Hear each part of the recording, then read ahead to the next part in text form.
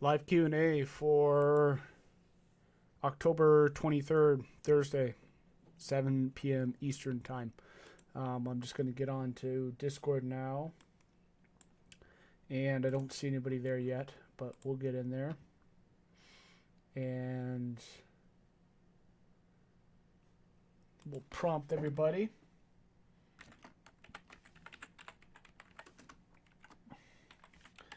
And then I'll just do some stuff here before anybody else comes in. So I'm just going to set up the bot and I'm going to run it. And then we'll see how it goes. So I just got to get the audio set up and I'll be on my way here. Easel, how are you? Pretty good, pretty good. Yeah, thanks for showing up. Yep. Yeah, so I was just going to, well, answer questions or play around, whatever works best.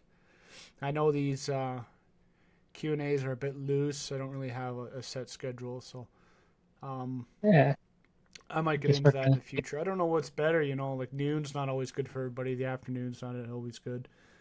But maybe I should just do one week, like one at noon one week and one in the evening the next week, and just alternate that way. That way I can have a set schedule for people to plan ahead, and then also it'll probably cover everybody depending on who's home. You're probably working during the day at noon, right? Yeah, yeah. Yeah. So, okay, I'm recording. One thing I forgot to do was share my screen to Discord, so I'll do that. Okay, that should be sharing. Let me know if it goes out. When I stream to Discord, a lot of times it goes out. So, Yep, it's working. anyway, that's that. Okay, well, what I'm going to do is I'm just going to use the new chop indicator. I'm going to set the states up, and I'm just going to do a simple entry and exit just to get it, set up. So I'll turn Riptide on because that's just my go-to. It's got my entry signals in it. Just using a 1 minute Heikin-Ashi. And all that baloney at the top, I got to get rid of that. We got to talk to NinjaTrader and get them to stop putting that baloney at the top. Okay, there we go. So I'm just going to set up basically bearish shift and bullish shift with the state machine. So first thing I do if I'm going to be doing states is I just configure the states. State group 1. I'll name it, I don't know, chop filter. So I name it chop filter, and then I'm going to add 2 states because there are only 2 states. It's either go or stop, and you can see at the bottom it's either green or red. So, the indicator has states. It's not really based on values or based on signals. It's either, it's like a light switch. It's either on or it's off. There's no in between. So that's one way to think about states. So state 1 is whatever I want it to be. I'm going to do signal light go. And then what's the other one? Signal light stop. So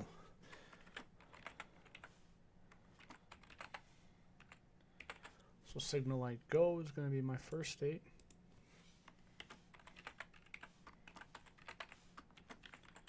Signal light stop is going to be my second state, and they're both green. That means the signals have been recognized on the chart.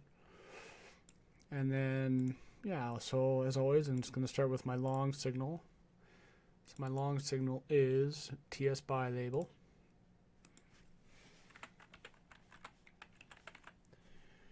TS buy, add a condition, and that means both of these have to be true. But since I'm going to be doing a state group, you got to watch sometimes. If you click here, it doesn't really work. You got to kind of click the arrow. There's only one state machine set up, chop filter, and then signal light go.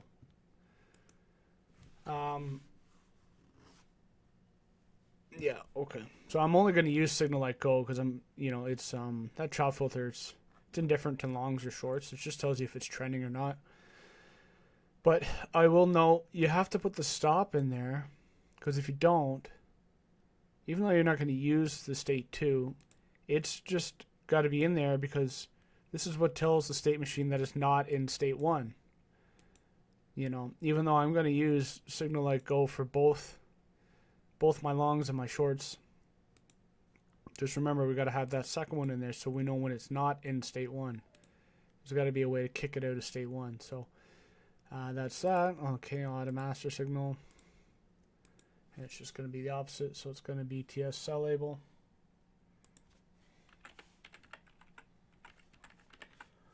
TS cell label. Add a condition and state chop signal and 1 again. So, and we should be able to go to apply settings, save this guy. What do we call it? Call it chop states, chop suey. Save that guy. And then we're all set up there, settings applied.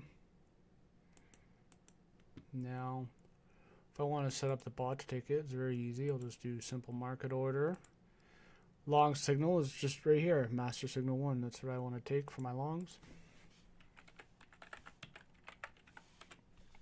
And then my shorts will be master signal 2. I didn't write that correctly, so. And I will mention it's important that if you do play with generator and you hit apply settings, that AutoBot is off. Because every time you hit apply settings like that, it'll throw a signal on the chart. And the reason it does that, you'll see master signal 1 and 2. It just puts those on there as like a way for AutoBot to recognize it. Otherwise, AutoBot won't, you'll write it in, but AutoBot won't recognize it. And the reason is because there's no master signals on the chart. In this case, I'm in market replay and I haven't played anything. So, you know, if the market's not moving, there's no opportunity for this to print a master signal. So then what would happen is it would just be red until you got your first master signal.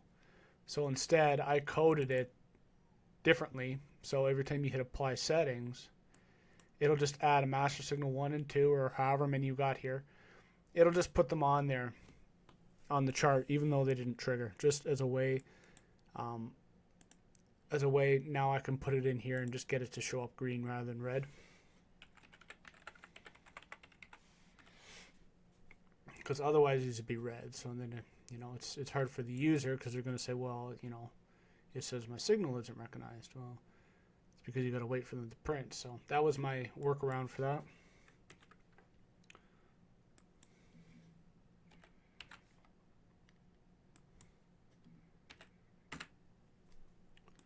What's that? We're going to trail the stop. So once we hit 5 ticks of profit, I'm going to start trailing it. And I'm just going to trail it right. I'm just going to start at 29. So basically once I hit 5 ticks of profit, it's just going to trail from where it was. It doesn't jump, it's just going to trail from where it is. So that's that. We will, I want to show the computer stats. And we'll change the color. Oh, what's that, the outline? Oh, I know, I want to try cyan.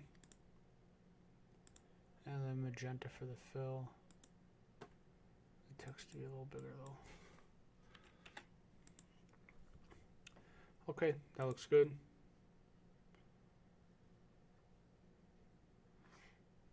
Okay, settings applied. Well, let's hit play here.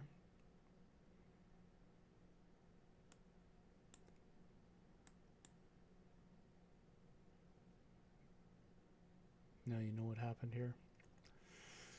I gotta change instruments. What am I gonna call this here?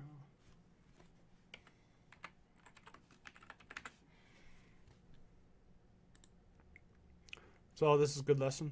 So right now we're on the December 25 contracts, but I went to August 26 for my market replay, which means that at that time the contract would have been September 25, not December.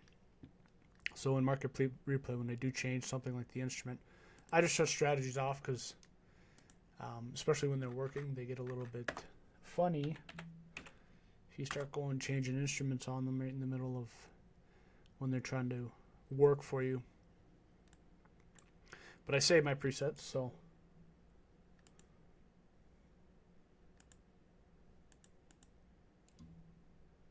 we will just quickly load them up.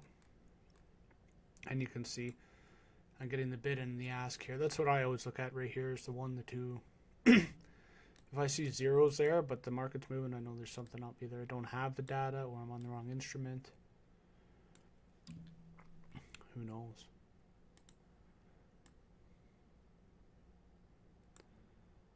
Oh, there we go.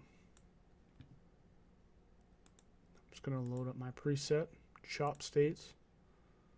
Okay. Close. Apply. What do we call this one? Chop test.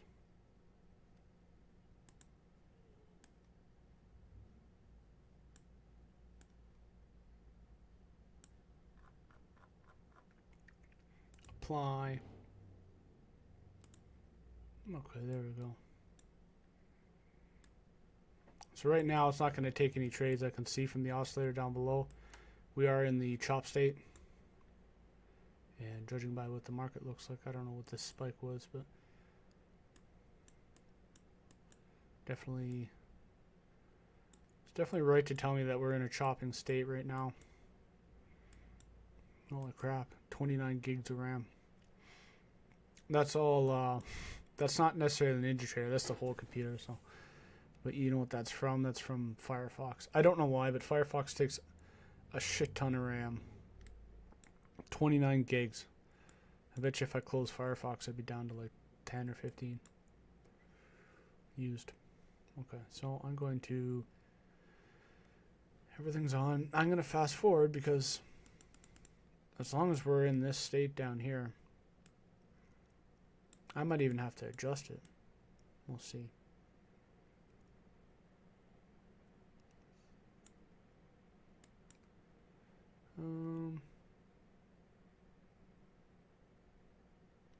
It looks like, I don't know.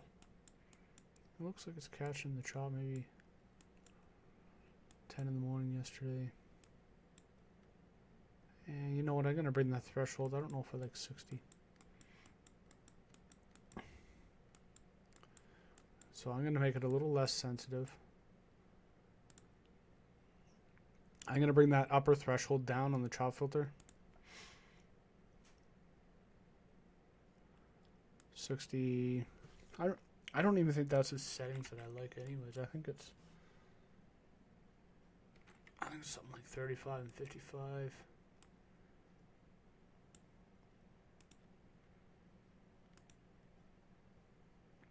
Let's take a look back.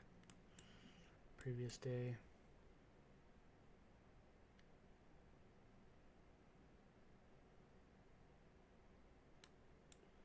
$4 in the morning. There we go.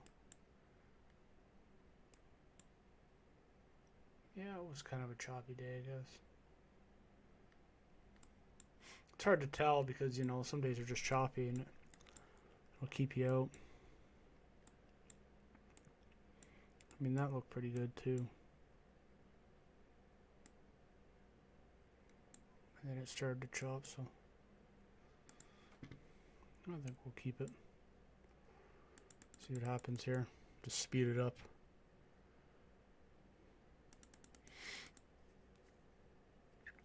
If I can. Doesn't want to speed up too fast on me, but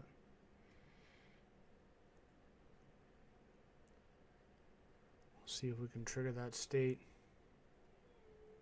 55. Well, if I change it to 50, I just want to get some signals. Change that upper to 50.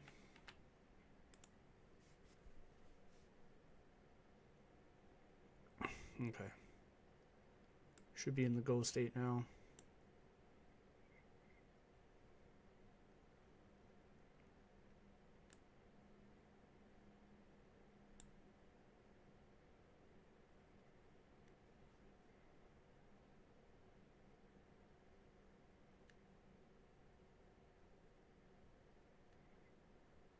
Yeah, it actually looks pretty good there. So now that I know we're in the go state, and this can be just hidden too, that doesn't even need to be there if you just want screen real estate. I'll leave it up. Kind of gives you a visual of the chop as well. I like this. You know, signals are great, but sometimes it's nice to see kind of behind the curtains. And that's what this does. Not only does it give you the signals, but it also shows you where, you know, it just gives you a visual on the chop as well. So right now we're all trendy. But the problem is we're not going to get, probably won't get another bearish shift without a consolidation, or it has to reverse to the long side, and I can't speed it up as much as I'd like. And I do know why. It's because generator, when it's working, it slows down the replay a little bit. So I need to do some optimization on it to make it, you know, just run a little quicker. There's a lot going on. So, that was a good example of setting that up, though. It's just a simple setup. So, a state machine here at the bottom. You can just open it and close it, no problem. And yeah, you could do other state machines. You could do the background change as well. Let's add that in there. I'm going to add state configuration, so a whole new group.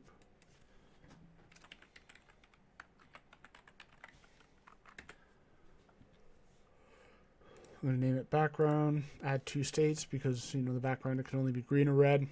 There's only 2 states it can be in, on or off, kind of like a light switch. But I got to go turn those on because those signals aren't on. So enable background signals.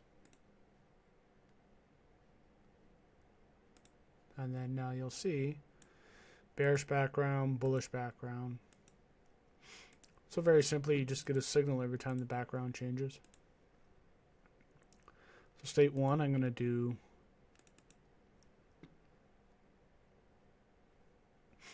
it for the bullish.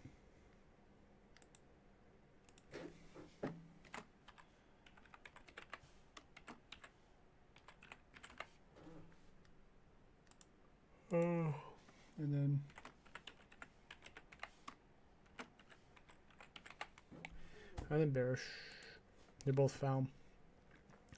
So once I add them here, then they'll appear up top. So I'm going to add a condition, and another AND condition, and then state. I'm going to do the background group, and 1 for bullish. And the same thing here, add condition, and oh, not signal. State,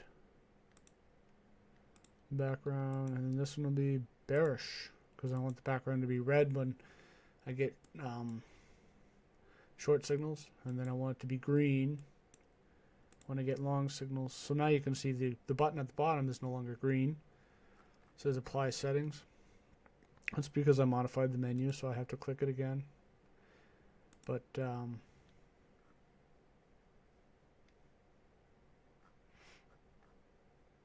yeah, but automation was off. I didn't turn it on, but it should have been off because I hit apply settings here, and like I said earlier, when you hit apply settings, it throws 2 signals. So you got to make sure this is off. And I paused there because I was thinking I should have took a trade, but then I saw it was off, so that was good. So I'm just looking for a master signal here. So right now, since we're in the go state and since the background is green, if we get let's look over here, if we get a TS buy label, then we should get a master signal because my 2 AND conditions are signal light go and bullish switch. So we're there. Oh, now we're back to red. So even if we do get a TS buy now, because the background's red.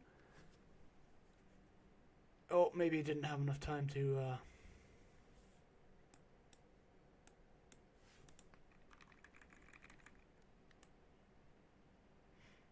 catch up. Sometimes some things calculate on bar close and some things calculate mid bar. So when you look back on the chart, it could look a little bit deceiving as to what happens exactly. You know, these ones calculate on bar close. The background, I think, is on bar close as well. So anyway, yeah, good little trade.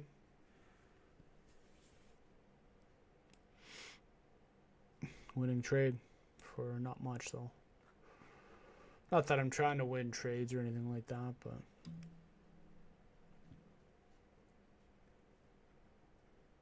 or no. What's a winning trade? Or I just get it kind of got out my trailing stop. Close enough.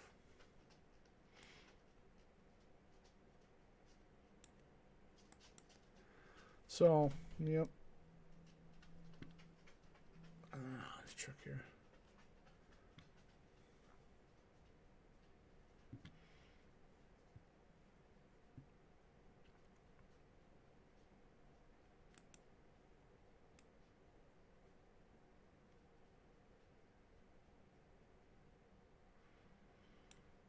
Yeah, so I don't know. Usually have any questions about anything? No, I'll probably have to rewatch the video. Middle of doing some work, but wanted to join to support. Yeah, okay. Well, glad you keep him busy. I mean that chop indicator, I think it's phenomenal. Really? I don't want you to repeat everything, so I'll have to just rewatch the video and figure out how to use it. Yeah. Well, let me know. I mean, let me know. I don't know if it's good or bad. I think it can be good, but the thing is, it's not set and forget either. You kind of got to find your adjustment. But I'm sure if you use the same candles and the same time, I'm sure you'll find settings that work. So, and I can Yeah, help. yeah, I can help just you. gotta get back on it. Yeah, there's two basic things. There's there's thresholds that you adjust, the upper and lower thresholds. And then the other thing you adjust is the line itself. It's called the composite line. So those are like the two main adjustments. And you'll just kind of have to learn which ones you want to change. I usually start with the thresholds and then, you know, you look at the line. You can smooth the line out so it's not as sensitive, so it doesn't spike as much. Or you can make it more sensitive and a few other things. But yeah, that's that. I gotta get a good schedule going so people know when I'm coming on. Because I just kind of Yeah, it's hop tough. on out of nowhere. It's tough with so many people, and their schedules. Yeah, it is what it is. I wonder if people are less busy on the weekend. Or they don't want to trade on the weekend. That's probably Yeah, I don't know. I'll try to set. I mean, I don't know your work schedule. I try to set a particular day, time, and alternate between evenings and Yeah, I should do maybe that. morning shift or noon shift, something. Or if people just be vocal, like, "Hey, I'm available around this time." Yeah, well, Dean voted evening, but I didn't really say. So Do you have a post running? yeah, I just Oh, put morning, noon, afternoon, evening, and then I just put thumb marks, and then yeah, Dean voted for evening, and then Greg voted for evening. So then I did the evening.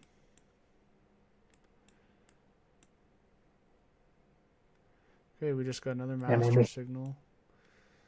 And maybe he yeah, didn't not see your pin.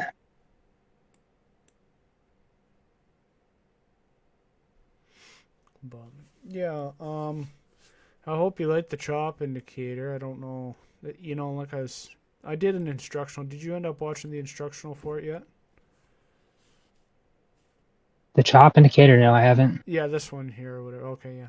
So the video's Yeah, really no, I good need. too. Got the instructional whenever you get some time there. I kind of go through everything, how to adjust it all and all that stuff. So, um,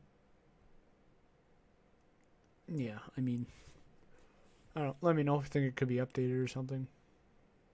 Yeah, well, It's chop's I, a really hard thing. Like I said in the video, it's hard. You can't really like. I actually do think I'm on the fence about the indicator. Actually, I do think it has potential, and maybe it is really good. I'm not too sure. I just haven't had enough time to play with it.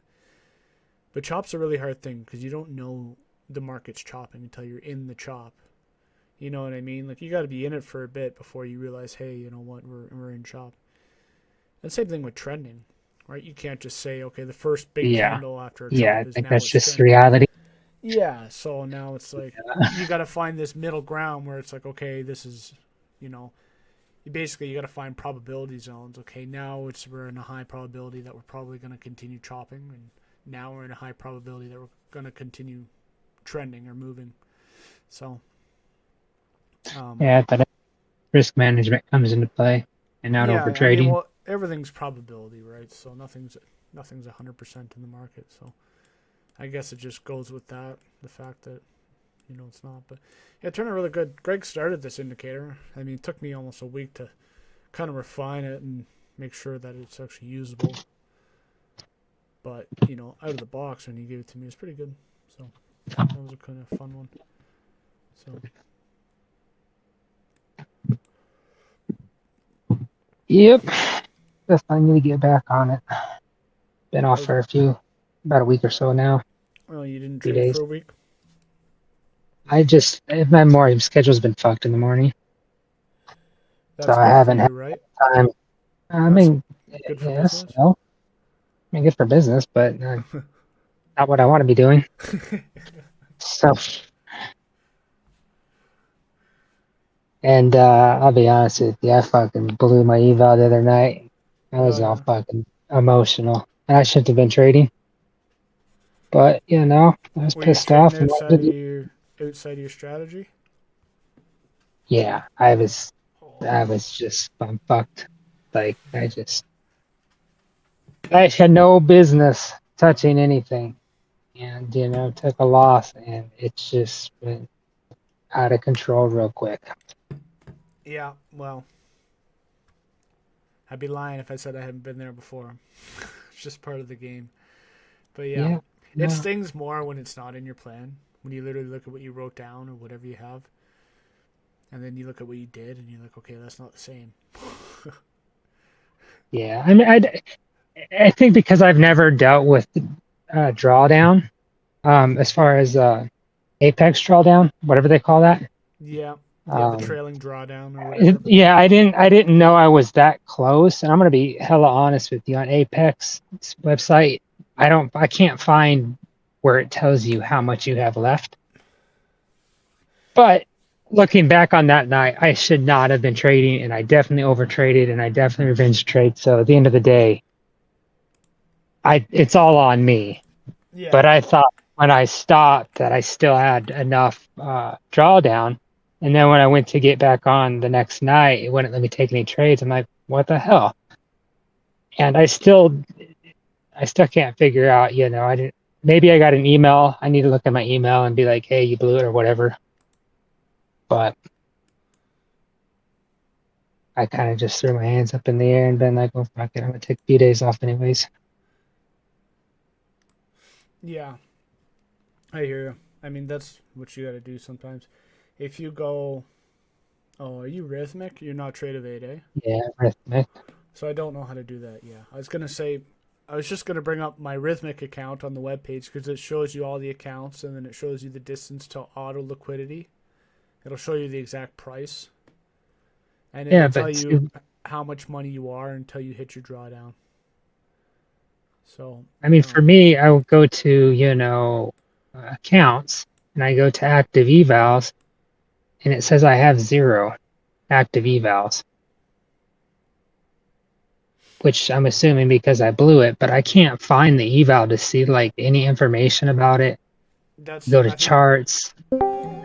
you probably won't see that on Apex. You might have to go on to Rhythmic to see it. Like for my Tradevate accounts, I don't think I can really see anything on Apex except for whether it's active or not. So Okay. yeah, so I don't know. I've never used Rhythmic. Don't know how it works, but all the account stuff should be there. So, anyways, that's Greg, how are you, my Yeah. friend? What's happening, brother? What's happening? Nothing much. I'm just Finally. here running the bot. I'm using 29.5 gigs of RAM. It's just because Firefox. Oh, are you on a GammaX bars or what are you on for? Oh, just hiking Ashy. No, the RAM is. It's because Firefox, my web browser, takes up a lot of RAM. Huh? Yeah, if I have a couple web pages open and whatever, I don't know why, but it holds so much Dude, RAM. I think I have like 30 tabs on like 3 different Chrome browsers when I have them open, and it's crazy. Yeah, like right here, I'm sitting at 29.5 gigs of RAM in use, like active. So I don't know, but that's not. I'm still under half, right? But I don't know. Yeah. It's just kind of crazy. Now, if I were to close on my Firefox, it would be down to like probably 21 or 18.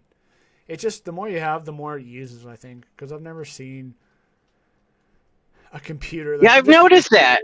Like yeah. it creates bigger like temp files or something like that, you know? Yeah, that's called aggressive caching on Windows 11. It'll do that. But I think it just that, and that's, you won't see that. Even those files it creates, you won't see that actually like in this counter here, or even on if you press Control Alt Delete, because it's different than like active use RAM. So Yeah. yeah. Anyways, but it'll cache files more. But like even A for lot, active yeah. use, even for the active RAM, I don't. Because if I were to close on my web browser, just have NinjaTrader open and Discord and my recording, it would be like still 21 gigs. And I've never seen a computer like use that. My last computer was only 24 gigs, and I would see Yeah. maybe 13 on average doing the same kind of stuff. Windows 10, not Windows And a lot 11. only have 16 gigs of memory, and they don't even use half of Yeah, that when so they're, it must running just normal stuff. Windows must just know how much it has, and it just gets more lenient with it the more you have, I guess. Like, just sit here and be just basically idling and using 30 gigs of RAM is kind of crazy to me. But it's Oh, so, man, guys. yeah, I just set up 2 state machines. So I have a state machine for the chop indicator, which is actually working really well. I'm on the fence a bit because I Yeah. guess I haven't had enough time, but we'll see. It just took Well, me I way would too. like to see it work. So you have it working with Riptide right now. So you have Riptide X and the Signal Light running Yeah. together. So yeah, what I have here on generators, I have 2 states. So I have the background state and I have the go and the stop state for the chop filter. So Yeah. those, and then I just have the trend shift. And it's actually been working really well. I've won. I think the first trade was break even. The next one was a small win, and I think this one was a full win almost. Full deal, man. I just been Yeah. making 30 tick profit, 30 tick stop. But then once I get 5 ticks of profit, I start just trailing. Trail the stop, 29 ticks. So basically, it just kind of trails right away. But anyway. On a 1 minute hike and actually chart. Yeah, I mean, I can't say every day is going to be like this, but Yeah. I don't know. It's kind of cool. Of course Kinda not. looking, but yeah, Oh, we're dude. getting. Once I got the chop filter kind of dialed in a little bit there, I love the thing at the bottom. Yeah. You know what I mean? The oscillator. I could take that out completely. I But do. the problem Yeah. is it But lets you see behind the curtains to see kind of like how choppy it is, how whippy it is. If you want to smooth it out, if yeah. you don't, like that's really what you're adjusting. The The thresholds. market's always changing, basically. I mean, if the market is a little bit more ranging, you might want to loosen up the settings a little bit. If it's getting really rangy, you might want to tighten them up to get yourself better conditions to trade with. Yeah, what you do Market's is just always changing. every morning when you show up, you just kind of this would be one at least for me is I would look at that and I would look at the overnight and the last day and I Yeah. would see or the last 3 days and see okay are these settings still looking pretty good. I'll look for chop and I'll say okay yeah it got me out of the chop there and I'll look for trend. I'll say okay yeah even in this is a great example yeah it got me into the trend there. stopped me here. That wasn't necessarily chop, but it was starting to chop, but it got me back in, stop, and it didn't hit go until this morning. So stop, and it was just chop all night, and it just stayed in chop all night. So I mean, these settings are perfect right now for this market. I'm doing replay. What are your settings? That I was going to ask you that. What did you end up using dialing in wise? Well, it depends on the when I shipped the indicator. That was the most current setting. So for like last Friday or something, that was what I Okay. used. So I mean, they're always going to be different. I just loaded up market replay on August 8th. No, sorry, August 26th, 2025, and then Okay. Easel was here. But yeah, so first thing I did was I kind of just looked back on it and I said, okay, well the thresholds are a little bit too high because I wasn't getting enough go. I think it started at 60 by default. I moved it to 55, then I moved it to 50, and then I moved the lower threshold from, I think, from 40 to 35. You know, those are the on-off kind of switches, thresholds. Yeah. So I Yep. just started there, and then and then I was happy where it is now. But then Good deal, I think man. if I were to play with it, I would start with thresholds first, because you can kind Yeah. of see, you can scroll back on the indicator and you can see, hey, if my threshold was 5 lower or 5 higher, you could see where it would switch from green to red differently. Like if I put it at 25, I would have seen, okay, it would have been When it green was this really whole good, time. or Yeah, so I start there, but then if it's too yeah. whippy, then you start getting into the other things. Like there's one of the first ones is called smoothing, which is just basically adding a moving average to it. So I leave it Yeah. on default 50, but I might change. It only goes up to 100, but I might change it to 100 if I want it to be less whippy. Yeah. And or you know what I mean. So either way.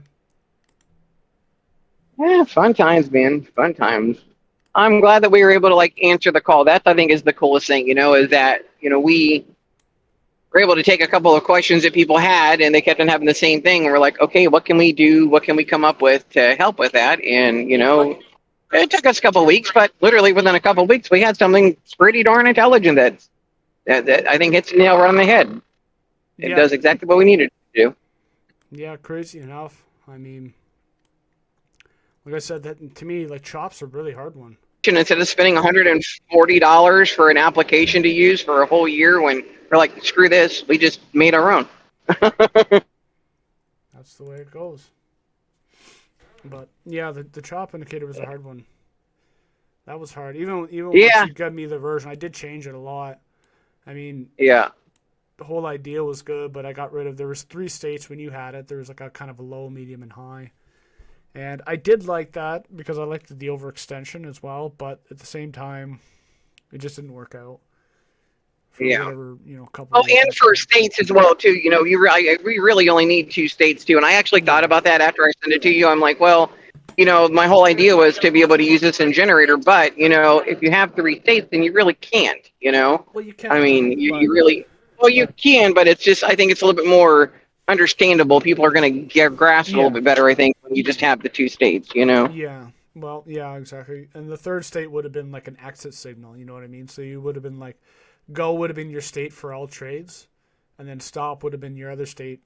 Well, you just leave it on there, as I explained earlier. But yeah, go is the state that you use for all trading, and then you add the stop state in there because that's what takes you out of the go state, even though you don't use it in any single master signal. The stop, you just need it to kick it out of the go state within the state machine that we create. But yeah, and then the yellow one, or well, I changed it to yellow eventually, and that would happen when it got over like 90 or 85 or something like that, like really extended, and it was all right. But then sometimes it got a little choppy because then it would get overextended, and then it would go back into the normal zone, and then overextended back into the normal, and then you would just get a bunch of signals in one spot. Where this, it's nice and smooth. You get the odd spot you got to go and a stop, but 8 in the morning or you know 7 in the morning, okay, fine. It's not as good because that's just how it is that time of day. But with the ATR, it's great because it self-adjusts too. You'll notice, like when the market opens, okay, yeah, it goes up pretty high and it whips, but then after a couple of candles, after a little bit, it kind of readjusts to that new range that we're in from the market open, and then it starts to smooth itself out. So, having the ATR in there has really, I think, been a game changer. Like, I mean, all the indicators are good, but especially that ATR. That's what helps it Yeah. self-adjust as time goes on, because it takes the ATR the last 14 candles, right? So as soon as that ATR extends, now it takes more for this line to move because it knows that it's in a different range. So I mean, it's pretty good. I have to say, I mean, nothing's perfect. You know what? I like the idea that, you know, we start working together more and more, and we're able to kind of like both have a little part, you know, just like a little mini. You know, I don't know if anybody realized, like today, Doug and I, like, we needed an application built to get something taken care of, and it was a relatively simple application, but it was like they were wanting to charge like $100 and something a year for the thing when we just need, you know, to use it for one form, and there really wasn't any customization to it, you know, like we really needed it to be able to be used, to have a link ready whenever we wanted to. Every option was like you had to manually go in and do one individually, one at a time, and that just didn't really work for us. So Doug and Doug came up with the initial part of the code that just, I thought it was actually something you already bought. Like, it looked so cool when I first seen it, because it did come up as a website.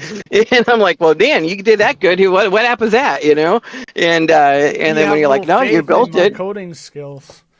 Oh, dude, man. And then I was able to take and do, like, you know, like I got the indicator started and you finished it up. I was able to take and you sent me that code. I was able to get it finished up, get it on the website, get all the backend stuff connected and working, and then bam. We're probably like 95% there now. It's freaking awesome, man. That's the way it goes. Oh, I'm going to take the last 20 minutes to show you that freaky strategy. You and maybe I guess okay, you please. too. And the Yeah. reason I want to do that is because the AutoX lines can actually automate this, semi-automate. You could fully automate it, but you would just turn it on when you're ready to start trading. So I'm going to go through that freaky strategy, and I got to remember how to do it. So anyways, so we're going to go into like data series. Well, first thing I'm going to do is I'm just going to get rid of all this shit on the chart.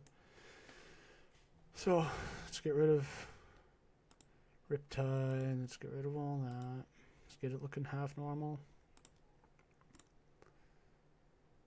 And we're going to use, what are we going to use? Disabled. What is going on here? Okay, so just moving it over here so I can see a little better.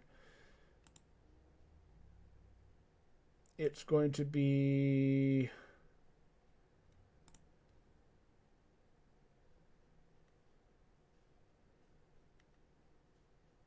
okay, yeah, and then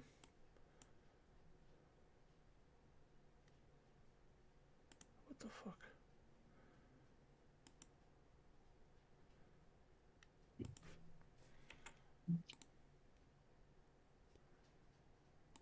Okay, so here we go. It's going to be a type of Renko.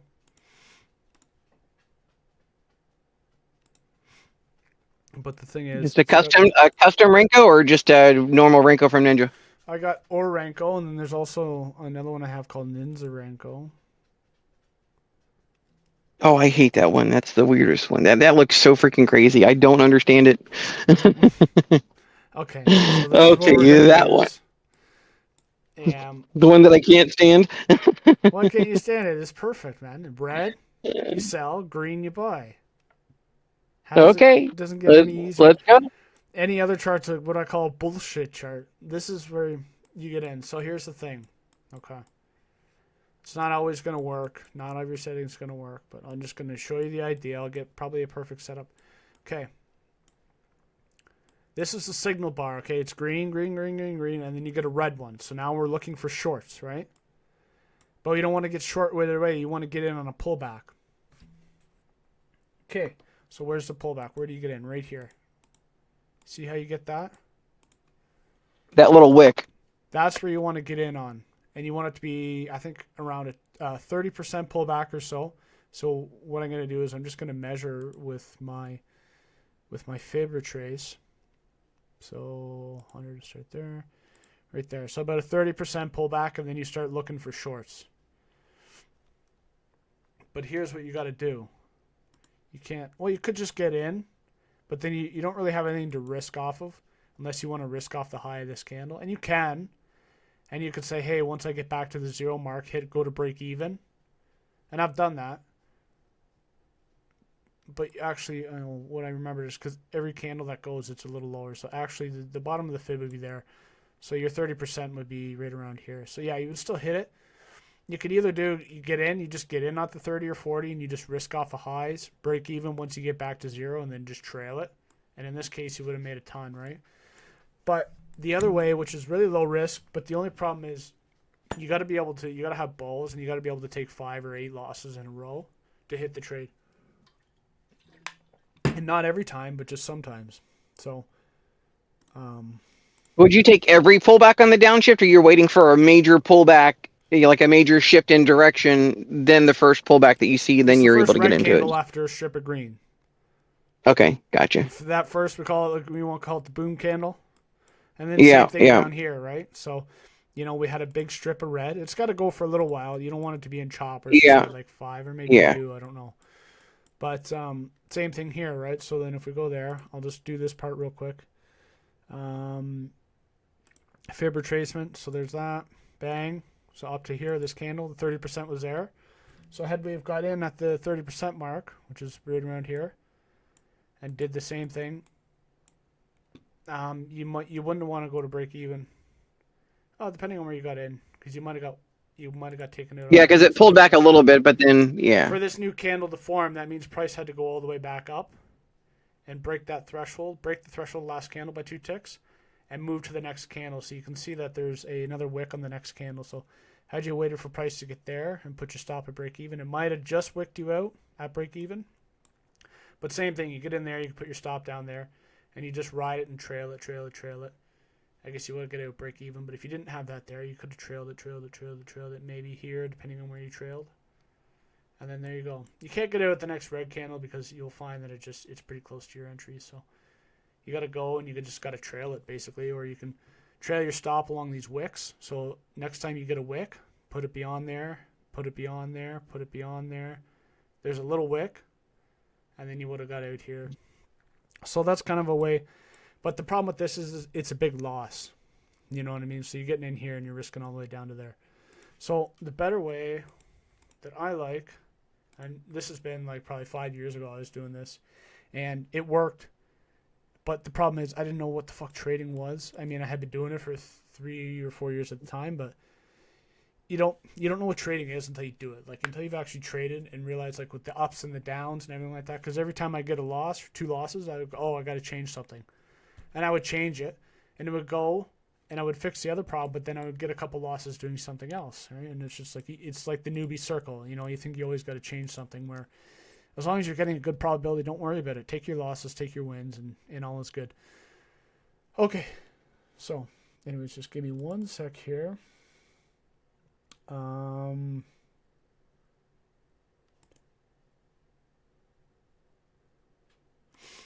we're going to duplicate this.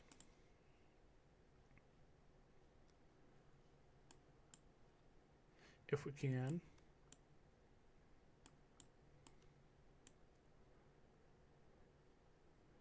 I don't know why nothing's showing up. September 25. Oh, I know why, because I didn't hit that. Okay. So we're going to go to data series, and then we're going to go to, you guessed it, gamma bars. But we're going to take we're going to take like a,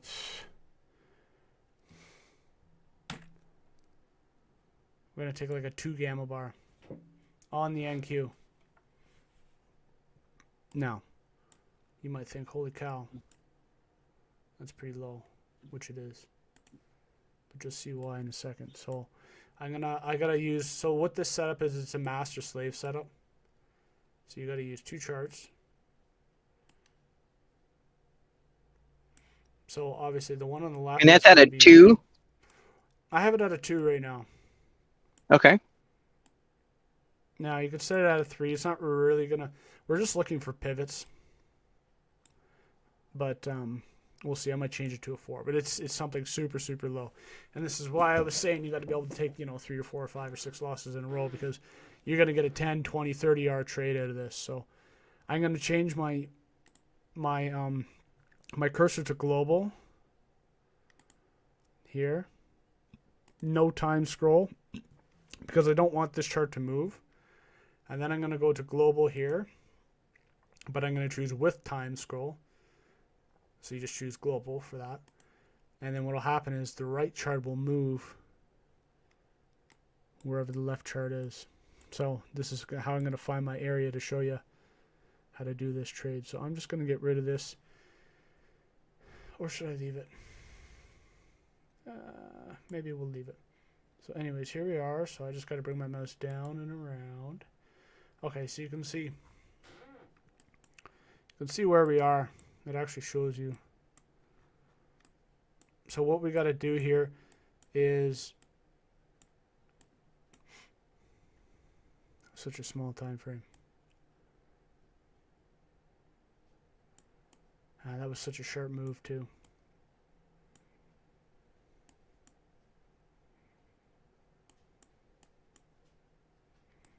Let's see what we got.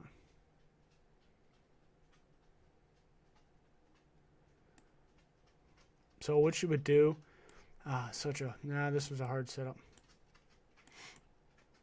You got to look for pivots.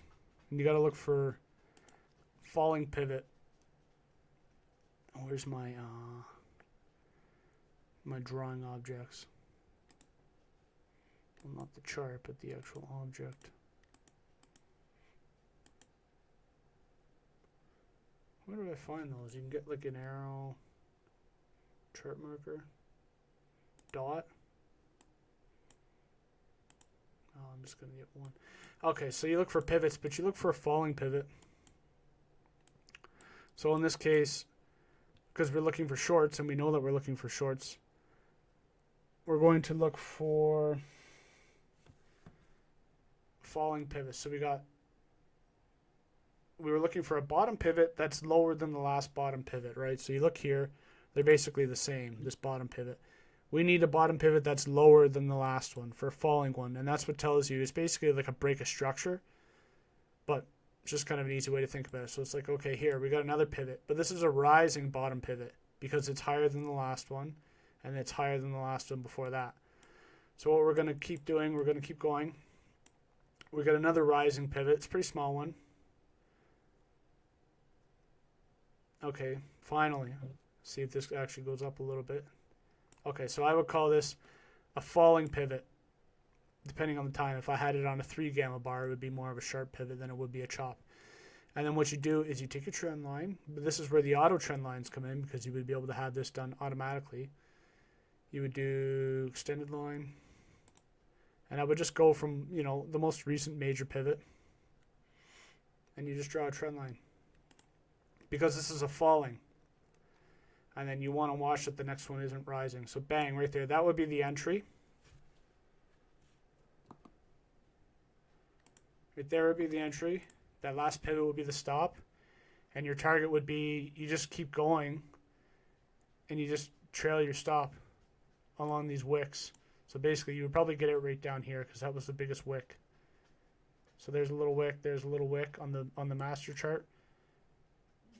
You would just keep your stop trailing on those, and then eventually you would have got it right here. So you're pretty much getting the runners, basically. You might catch a couple of losses here or there, but then once you catch one, it's going to run pretty much.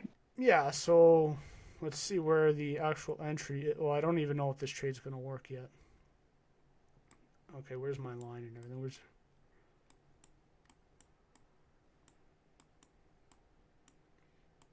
Okay, there we go. Okay, so we're... See, that's the problem with this global time scroll thing. You got to be careful where you put your mouse.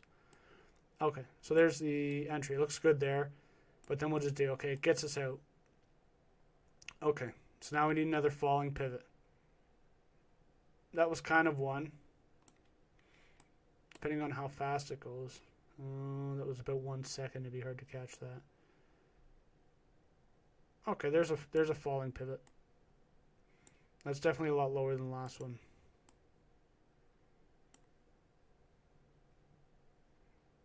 So then maybe you would take it there. You would try to find a nice, you just, as far as the trend line goes, you just want like a decent little angle. So there's a falling. And you would have put your stop there. You would have got stopped out again. rising pivot, rising bottom, basically a double bottom, falling. Okay, you would have got chopped out there again.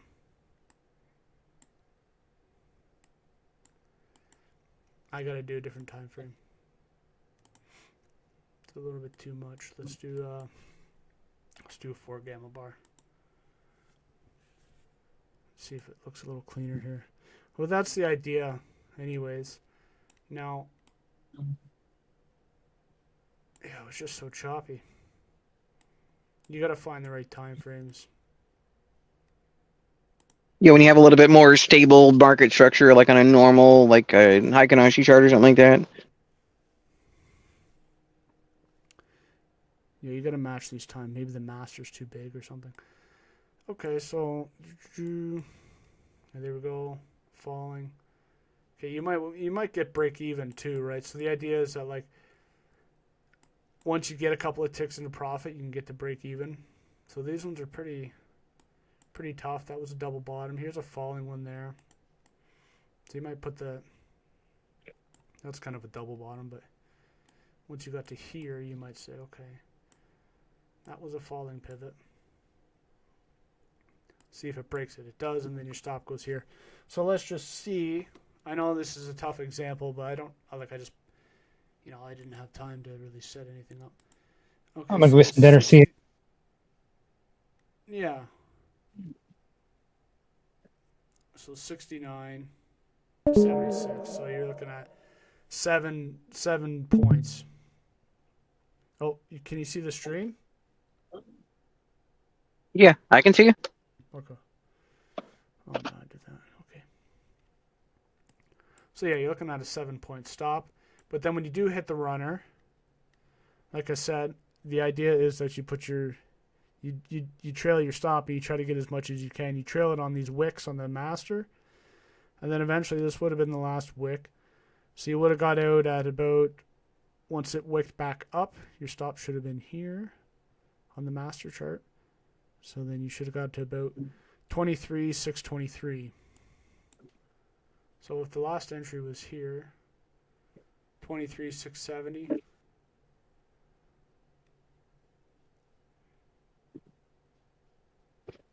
So 23,670.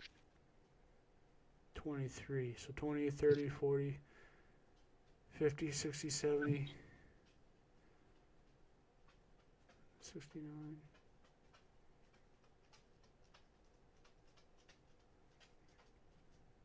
Yeah, it's about 40 points in this instance. And then you might have lost a couple for however many, 6 or 8, 6 or 8, 6 or 8, and then you got 40 points on the runner. So that's kind of the idea, is you get in on these falling pivots. Now, if I were to refine this a little better, it might not be so choppy. Like that was right at the market open, 940. Or do a shorter time frame, or a longer time frame on the master, and then a little longer on the slave chart.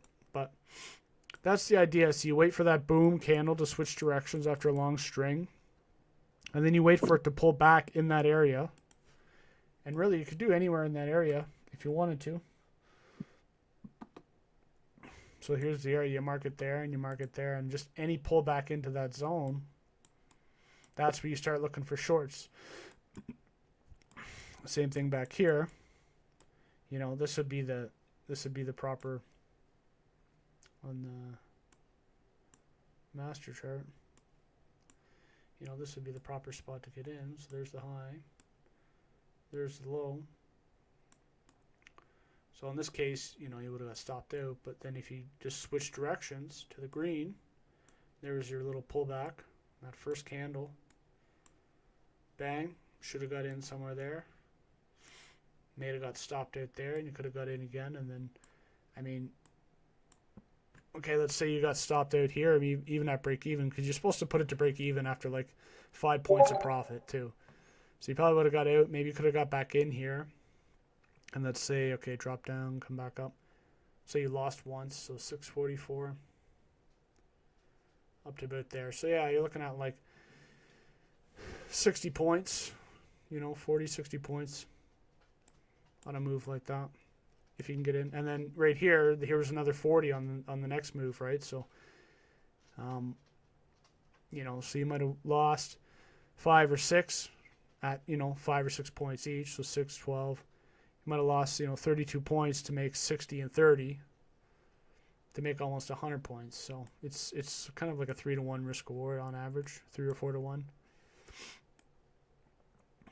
Same thing here. Here's another trade. Get in. If you want to just do it like that. Here's a pullback into that zone. Start looking for longs. Bang. Might have got stopped out on your trailing. Whatever. So, I mean, that's the idea of the freaky chart. Anyways. So, now I would refine it a little bit more. I just kind of pulled it up and I just put on random settings, 280. The reversal threshold is really what it's about. Once you start, normally this would be like, I think with 28 would be like a normal Renko chart. This is Renko candles, by the way. So that's like your normal looking Renko chart. But yeah, as soon as you get into the hundreds, like 200 on the NQ, 300, you might only do 100 on the YM. But once you start getting up into that range, we'll try like 300. Even a nice, it depends on the market. Depends. This is something that you would adjust if you had a nice ATR. This is something you would adjust on ATR. You would know, okay, if ATR is 150, then my setting is 200. If ATR is 180, then my setting is 250. This is something that you'd want to attach to ATR. And just see. So I turned it up. We were at 280. I turned it up to 300. So you didn't even really get a pullback into this zone. But later on, you got a really nice one here. And then, you can just either enter on the 30%. I've also played with, I should say. This is part of the reason why I built the live Fibonacci as well, which I still have to get out. But so in this instance, the idea was you get in on the 20% mark only if it's crossed the 40%, for example. So you know what I mean? So it forms, and you just follow it up, and then you say, okay, if it crosses the 40, then what I would do is I would turn the 20 line on. So that basically is saying that, hey, once it dips down and it turns around and comes back up to that 20%, then I want in, and then you just risk off the low of that wick. Bang. And then in this case, maybe you would have got, you wouldn't have got stopped out if you didn't move your stop. And then you just do like a standard like 3-to-1 or 4-to-1. So if you got in here at the 23, whatever. I can see where auto fib lines would really help out with this too, because it like gets you right in where you want to be, and then you can set your take profit or at least you're trailing your stop loss real easily too. Yeah. So if I do my stop at the bottom of that wick and my entry on the 20%, and I did like a standard that's we'll say like, I don't know, 1 to 3. That might be a little bit much, but it would have hit it. If I can get it to show, there you go. So yeah, if you just let it dip past the 40 and then get in, set your order for when to catch it up on the way back, then you're not catching a falling knife. You're catching the knife once it's kind of turning around, coming back. You catch it, and then whatever wick it made when it did that, you just put your stop down there. Bang, 3-to-1, in, done deal. So I've played with that too, and that's kind of part of the reason why I made autofibs, because I wanted to do a little bit more of that. So that makes it a lot more simple than doing the master slave chart, because there's a lot of work. And this was something that I used to do. Like, I'd put headphones on, and you'd have to like dial it in. And I had live trend lines that I made, but I didn't make it. Somebody else did, but I used it. I had to hire a coder to make it at the time. And that's what I would do. I'd do live trend lines, and I would just draw them, bang. Once price crossed it, then it got me in the trade. So, yeah, I mean, there's a couple ways to do it. But, yeah, I know you don't like the freaky chart, but it can be freaking good sometimes. So, yeah, just playing around with some stuff. So that's that. That's how you trade freaky charts, is you wait for the big boom candle and then you get in on that wick. And I would have a rule too, like it's got to come in within the first 5 candles or within the first 8. If I get a wick and it's been 50 candles or something, or 20 candles, and it wicks back in, then I'm thinking to myself, okay, it's been too long. And not always, but you got to cut it off. Like in this instance here, it ended up switching to a green candle, but it would have been started off as a red wick. So that's why I have a rule. It's like, okay, I only want that wick to come back, because it's you know what it is. If you look at a normal candlestick chart, this is going to be a big push up, and then it's going to be a higher low, and you're basically getting in on the higher low on that first higher low on a trend change, or after a big move. So it's basically a continuation play. If you were to look at normal candlesticks on this exact spot, that's what you would see. You would see in this, well, it's a short, so you would see a lower high coming in on, I guess not that one because there's no wick, but in this case, right here, would be a higher low. You'd see your low, you would see it chop or push up, however it gets up there, pull back. But on a normal candlestick chart, it wouldn't look as clean. It would look a lot different. This could have took however long. It didn't take long, only a minute to form. But, these aren't time-based. These are just price-based. So, it could take 2 hours to form one of these. You never know. But, yeah, so I might get into some showing how to do stuff like that with the auto fib and the auto trend lines and stuff like that as just like an example of how to use our tools a little bit differently than just traditional taking signals. This is more of a price. Well, just like, Richard's rebalance indicator that he wanted to build, I mean, there's so many ways to do something, and we could use so many of our tools, like the auto fib, your auto lines alone. These things are, so many different ways to make something happen, make something work. It just takes, playing around with it, having fun, doing some back testing, and then seeing how well it works. And then finding the probabilities, and once you get your probabilities, and you just got to learn how to adjust it as the market changes. Absolutely. So that's how it goes. Okay, well, that's it for the Q&A. I'm going to post this up. If anybody wants to watch it again, it'll be posted on our YouTube. And I think moving forward, I might do a little bit of a schedule because it's been pretty loose. So I might do 1 week, I might do it at noon, and 1 week I might do it in the evening, and we'll just alternate every week. So there's kind of a somewhat of a reliable schedule so people can plan ahead of time. Because, I know right now it's just kind of like, oh, hey, I'm here. So anyways, but I didn't know whether noon was better or the evening, and I think one of each. That way, if there's some people, I think that would, they're there trading, or who knows, you don't know what people's schedules are. They could be on nights, they could just be whatever.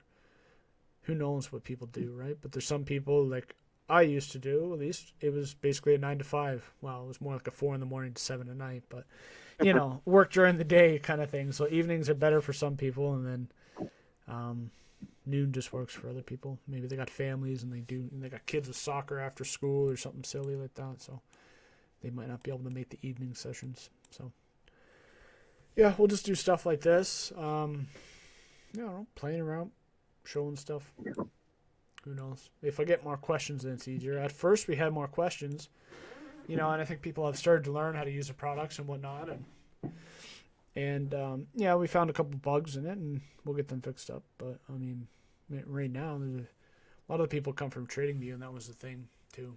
So as people kind of started understanding how this works a little bit better, and then they start just playing around with it, they start to figure it out, and then the questions get less and less.